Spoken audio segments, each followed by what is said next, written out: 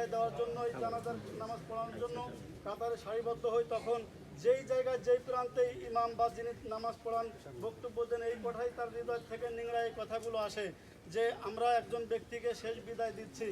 এখন দুনিয়াতে তিনি যা কিছু রেখে গেছেন, এটা সহ যা কিছু নেক আমল করেছেন, এইগুলোর প্রতিফলন ঘটবে কবরের মধ্যে। ওনার সর্বপ্রথম ঘাঁটি এখন মাটির মধ্যে রাখলে তখন সেই প্রথম ঘাঁটি।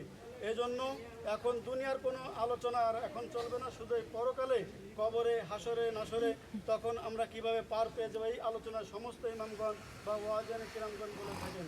এই জন্য সম্মানিত হাজিরিন, কবরের দেশে শুধুমাত্র চলবে নেক আমল, ওই দেশে আর কোনো সুনাম সুখ্যাতি যশ খ্যাতি অন্য কোনো কিছু চলবে না, শুধুমাত্র চলবে নেক আমল।